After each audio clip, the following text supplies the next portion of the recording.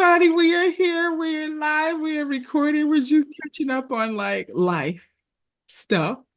And so this morning, I wanted us to talk about, welcome, Taj. I wanted us to talk about the small things. Three Mhm, small things that we would love for our clients to do that would increase intimacy, the mhm, small things. And so I found myself several times this week telling clients, but I just need you to do this small thing. And you keep be worrying about this huge thing. But if I can get you to do this small thing, it will fix the huge thing. Like, come back with me. And so I was just curious this morning and thought it'd make a fabulous conversation to talk about what are the small things, three small things specifically that you want your clients to do. Most of your clients, all of your clients, anything that would be it. So, and good morning, everybody. Um, all right. So who wants to go first and then check in and tell the world how you're doing? Oh, and hey everybody, I'm Natalie Elliott. I don't think we ever say that anymore. So I'm Natalie Elliott, and since this goes live on LinkedIn and Facebook, I'm assuming you guys see our account and know yeah. who we are. But since we haven't introduced ourselves in a while, it might be some new people who are listening and looking. So let's go for it. All right, so introduce yourselves and then tell about your three small things. Okay. So I'll go first. So my name is Jessica Renard. I am a newly minted APC. Very excited about that. And currently going through massive house renovation. So life is chaos. Ooh. The three things that I think would be the biggest thing that I would want couples to remember. So Gottman's 6 second kiss.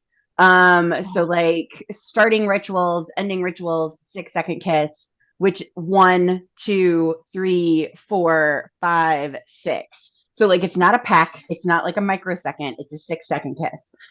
So I think that's really important. I think keeping and it is really a small thing, though it amounts to big things, and that I think is the purpose of today's thing. Is a lot of those small things add up, but having goodwill when Oh. your partner makes like there's an issue or there's a miscommunication, don't immediately like they're trying to get me, they're trying to trap me, they're trying to hurt me, Hmm. they're doing this on purpose. Like just having that little bit of goodwill towards your partner who you picked to be with for the rest of your life. Yeah, um that's a good one. like just assuming like they had the best of intentions and it wasn't malicious, I think is really helpful. And then keeping in mind that intimacy can look like anything. It could be cuddling on the couch. It could be holding hands. It could be rubbing somebody's back while you pass them, or standing next to each other to do dishes or Mhm. chores. And so, like, think about the little intimacies, not just penetrative sex, but like little intimacies can build up. And I think that's why people's love tanks get so low, is a lot of Mhm. those casual little intimacies just get forgotten and left behind. Thank you. I appreciate that. You're Okay, welcome. because you took one of mine. So I stopped listening to you just a second so I could like get get a new one for myself. Okay, so give me like Me one, too. two, three. Give me your three again, if you would. Sure. So it's the 6 second kiss, 6 second kiss. having goodwill towards your partner if Have it. mistakes are made. Mm-hmm. And then the casual touches of intimacy, like Casual holding touches. hands, making out on the couch, like casual touches. Okay, great. Thank you. Sorry, I checked out for a minute. I apologize. All right, Taj, what do you think yours would be? I did the exact same thing because Jessica stole 2 out of 3 for me. So, I mean, it's a good thing. We're all on the same page as clinicians. So, Right, that is good. oh, introduction. I am Taj Omari, Florida.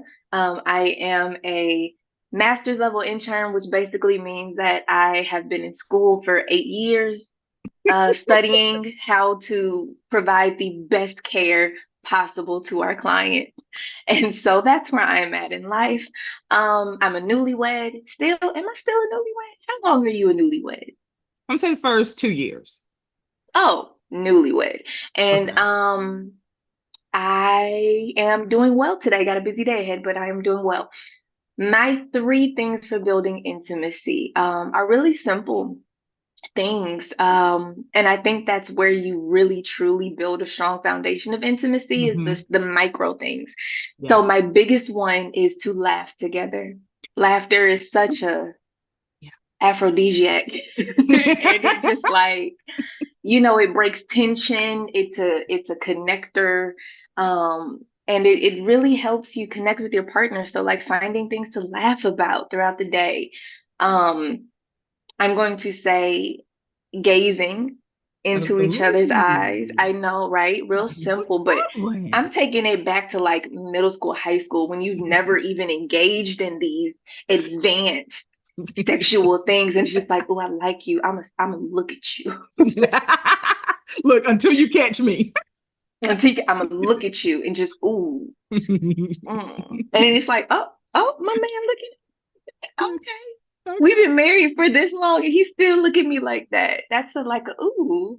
Yeah, Like, that's a oh, good I one. like the way my girl look at me. That energy. Yeah. Yeah. Um, and then the last one I am blanking on because it's the one that Jessica said, which was the kissing. Okay. But okay, you know what? I'll repeat it because kissing daily is I mean paramount. It keeps you Yeah. it keeps Connecting. you connected, and it keeps you connected in a way that you only share with that partner. Like Yeah. who else are you kissing when you're in a committed relationship? And if you're Yeah. kissing somebody else, then we've crossed boundaries of cheating and betrayal. So like who else are you putting your lips on? This is Hmm. the only person that I kiss, so you get this exclusively every day. Oh, okay. I want to go on a tangent, and I think we have time, so I'm going to go on a tangent on that. Go. Okay, okay. And Jessica, and then I'll give it to you. Okay, because I see your hand raised. You really want to say what you want to say? Well, I just want to Oh throw yeah. out for poly relationships, you can kiss other people and still be in touch with your partner. Right So there. just wanted to throw that Okay, out there. Thanks for clarifying that. I was talking from monogamous standpoint, but that's good. she is Okay. absolutely right. Go ahead. Yeah. All right. I want to say just on that touch, and both of you guys talked about touch, is if you could remember how much we touch little kids and how much kids are like, give me a hug, give me a kiss, just give me a hug, give me a kiss, give me another hug. That if you can remember that your partner still has that little kid inside of them that wants to be loved and kissed and touched and hugged. I think there's this, okay, you're an adult now, and so you would never want to be touched again, or something. And I know it's not that extreme, but I don't think we remember it like that or think of it like that, that they're a human being and how important touch is, on human being, and it's that pivotal from the beginning, and what's coming to mind for me is a Grey's Anatomy episode, which apparently I watch that show a lot more than I realized. I've had a lot of Me examples from too. that lately. It's like these twins that were born and they were not doing well until they put them back in the same incubator and they were able to Hmm. touch again. And it just how important from day one, like day one, physical touch is and important. And so remembering that. Okay. So my three would be check-ins. Just check in. Hey, how you doing? Hey, how we doing? Hey, how's your day going? Just simple check-in, because that means you see me, you're aware of me, you want to know what's going on in my life, like I'm seen. And how many of us want to be seen by somebody, and then bonus points on it if you do something about what they said. So if they're like, oh, I'm having a real bad day, well, babe, I got you some coffee from Dunkin' Donuts. You do love me. And it's so many of those little things. And so I'm gonna make that my point number two, is buying little small things when you're at the store for your partner. And so, or picking up something small. It does not matter. Like if their favorite candy bar is Snickers, like what does it cost you when you're already at the store getting the milk to get them a Snickers bar, And it's a small thing, but again, it will make them feel seen, heard, loved. And then my third one would be um I've called it before microdosing time. you know? And so if we're really, really busy, just spending time with them, even if it's 5 minutes, like I have this massive report due and I can't really do anything, but let me sit with you on the couch for 5 minutes. Let's just sit for 5 minutes. And so just I can connect with you and then I can go back to work. Okay. Which also works for children as well. If you have children who are like, mommy, daddy, daddy, daddy, daddy. If you stop what you're doing and spend like 10 to 20 minutes with them, just like concentrated on them, then they're usually like, okay, bye. Okay, bye. And so it's that wanting to get it, but once we have it, usually most people don't want something actually they after they have it. The wanting has gone away. So those are going to be my 3 things. Okay, I did it. I'm so excited. Yay. All right. I And have as we one. talk about little things, what do y'all think keeps people from doing the little things? A lot. Okay. Lifing. Life do be life and Lifing. You know, you get comfortable and complacent, especially the mm-hmm, longer you've been with mm-hmm, a person. You start to expect them to, mm-hmm. you know, just Keep have life sex in. with you. You just expect them to Yeah. be there and be available to you. And so you don't put as much effort into those little things. Getting comfortable and complacent. Yeah. Yeah. Life and getting comfortable and complacent. I feel like there's this duality. Like if I say to couples, somebody told you that marriage was work, right? And they're like, yeah, we've heard that. But it's So a why do you think you shouldn't have to work? Because they'll I also was say, like shook. in the same sentence, well, we shouldn't have to do this. It should be, no, this is exactly what you should have to do. I can This is newlywed it. speak to that. Okay. Because yes, I've heard that my whole life. The marriages And work. that marriage is hard work, and I've studied it, and still when I got in it, I said, "Oh my God, Yes. why? Why can't we decide what to eat for dinner tonight? Like what? What?" It's truly, and it's one of those things you don't really know Mhm. exactly what it's like until Okay. you're in it. Yeah. Um, yeah, it's Okay. it's hard work. I can understand that. I can understand that. Not really being able to fathom or understand the work until you're in it. Okay. I'll say you not really understanding how it feels because you can understand it. Okay. We can definitely understand why marriage would Mm-hmm. be difficult, Mm-hmm. maintaining a relationship for umpteen years throughout the changes of life. Right. Um, but I guess that feeling how difficult it Hmm. is is the difference. At least that's the difference that I felt. Like, Is that wow. feeling, if you had to guess, is it more about I can't change them and make them the way I want them to be? Or wow, I can't even get myself to do what I want to do. Like, why did I just blow up? Why am I so upset about this? What do you think Both. it is? I Oh, think it's both.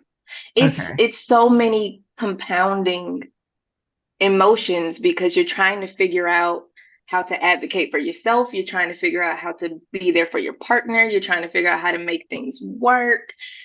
And then you're battling all of these outside messages that Mm, infiltrate your relationship because everybody got an opinion about your marriage and what you should do. And you should do this and you should do that and you should do this. Don't let him do that. Don't let her do that. It's a lot it's mental gymnastics. That's what it feels like. mm, Just mm-hmm, constant mental gymnastics and really just trying to figure out what's best for us in a social climate that doesn't really support a healthy marriage, that doesn't really support a healthy relationship.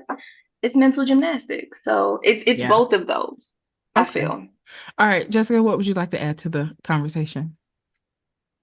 I think there's a lot of mentality around dating that I'm trying to catch someone, and that Mm, once someone has been caught, I have to stop working.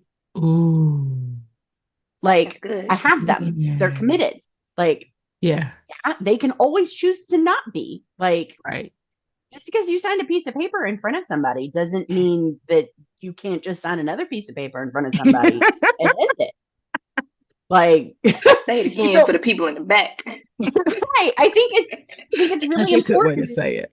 Right. Well, and I mean, a lot of couples don't even do the formal things, but I think people forget that it is that constant choice to choose your partner. Hmm. And they're changing and evolving just like you are changing and evolving ideally. Um Hmm. and so do we choose this version of them? Do they choose this version of us? How does Mhm. that work? Because it is a constant evaluation. And while I can't speak to the newlywed part, I can speak to being a new mom. And part of it is, as much as you plan, as much as you think that you have it, you're Hmm. then in situations that you don't know what that looks like, and Right. you weren't prepared for that, and then Yeah. people are asking you questions that you hadn't thought about before, and you're just Yeah. like, well, I don't know. What? What? That's how I felt when I used to lead the premarital seminars. It's like I am preparing you for a trip and I have no idea where you're going. Like and so I feel like I'm throwing the kitchen sink at you. I don't know if you're going to warm weather climate. I don't know if you're gonna be fighting snowstorms. I don't know if you're gonna Wow. be in the beach, be in the jungle. Like I'm just trying to give you some basic life survival skills so that no matter where this journey takes you, you will survive.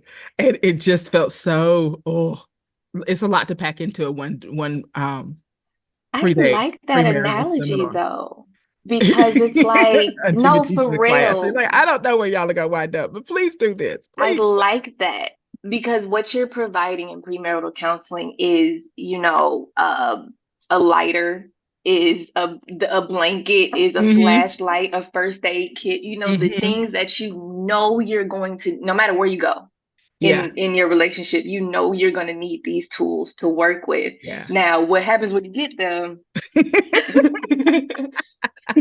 Whether or not you're going to use such and such and such and such is a Right. different story, but here are the essential tools. There we go. All right, Jessica. Just Yeah, just to add to that, just because I like to go far too far with metaphors, when we get these basic tools, we do not use the lighter to light our partners on fire or smother them with the blanket. Um, so like these aren't weapons. Right. Like Right. they can be used as weapons. They are not weapons. Right. Right. Right. Right. Right. Okay. So we're teaching them how to use the tools safely. Safely. In a Mm-hmm. way that doesn't burn you, your partner, or the camp Appropriately. down. Yes, how to use the tools appropriately. Right. Okay. That's brilliant. That's brilliant. It is. I love a Okay. good metaphor. That Mm. is, yeah, I love it. I love it. I love it. Okay. All right. Well, anything else y'all want to add before I let you guys go today?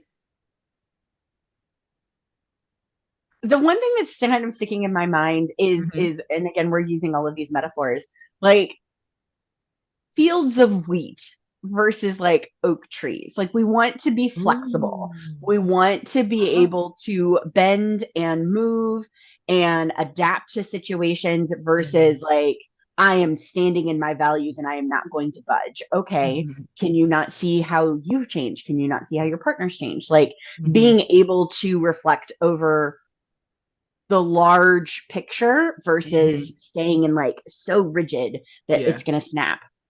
that's true. Mm. That's true. Yeah. When premarital counseling was hard for me, it would be hard when I had those couples that are like, we're perfect for each other. Nothing will ever change. It's gonna change. Just work with me. Mm. Hypothetically. Let's just say if Mm. y'all didn't agree on everything, which there's no way you do, but I understand y'all are premarital right now. You think you do agree on everything. Just hypothetically, if you didn't agree on Butterflies and anything, cupcakes. who would be the tiebreaker, or who would we go to it for advice, or let's just hypothetically put some things in place on the off chance. Um, and so I meant to one day come up with a secondary seminar to offer premaritals after they've been 1 year in, especially my kind of rosy glasses. Like, we're so perfect for each other. I love the ground that they walk on, people. So, and it's like, I do want you to love them. Just understand that y'all are gonna disagree and it's okay. That like things are gonna happen and it's okay. And you can still love them through that. But we gotta have a plan. Like we Gotta have a gotta have a plan. plan. So That yeah. workshop sounds amazing. The first thing that popped in my head was like after the honeymoon or like after the honeymoon phase or something Yeah. like okay, we still love them, but we didn't settled into this marriage. What now? That type Yes. of a seminar, absolutely necessary. It should be. I also wanted to say, as another um, small way to build intimacy is words of affirmation. Good Just one. simple words of affirmations go a very, very long way. A Mm-hmm. very long way. You look great today. You smell good. Or Mm-hmm. thank you for loading the dishwasher last night. I was too tired to do it. Like those small things, Yeah, they go far. they do. And so I don't want any of us or our listeners to forget those. Yeah. Okay, I'm gonna educate and then we're gonna stop. All right. Because back to Gottman method or Gottman learning strategy skills is the golden ratio is 5 to 1. And so Mhm. if you're layering every day those small thank yous, affirmations, gratitudes, everything, then when you do have a problem, it's you built in so much goodwill, it's not a problem, you know. My mom hates my writing. She just hates my writing. And so it's just comical. Like it's because I know my mother loves me. And so when you know fundamentally that somebody loves you and they love the ground that you walk on, when they say one thing that they don't like about you or they want you to change, it's like, okay, whatever. Like it's just not a big deal because there's so much good and goodwill there that you're not hurt or rejected because of this one thing. You don't Mhm. feel criticized. You don't feel however you could feel in a negative way when we have the positive there. And so if for no other reason, please take Taj's example and make sure you're layering in those positives. So when you have a request, hey, could you stop making peanut butter sandwiches on the counter and not wiping your crumbs because it's driving me crazy? Drive And me they're like, insane. okay, sure. Okay, okay. That's doable. That's fine. Okay. All right. This is cool. So that's the lesson. 5 to 1 people, 5 to 1. That's the ratio, 5 to 1. And if your partner is saying that you're critical or has said that you're critical in the past, I bet your ratio isn't 5 to 1. And so work on getting that other ratio up, and you'll probably feel a huge difference in your relationship. Another small thing. Okay. All right. Well, ladies, thank you so much for joining me today. I appreciate it. Jessica, I think we just spotlighted you for the week, or maybe that was Hmm. upcoming or something. You I did? saw Did you see you. it? So what's really funny is you actually spotlighted me back in February. Uh-huh. But I thought that I went after Lamar, so I was starting to get a little spicy of like, why have I not been? And then I had to scroll back, and then I reshared it, and then it got a whole lot more because I didn't see it when it was first shared. Oh, And so then okay. I shared it to my page, and all of these people are like, "Oh, this is great!" I was like, "It's from February," but I'm so glad that you guys are paying Oh, is that what attention. happened? But well, we could talk about offline, but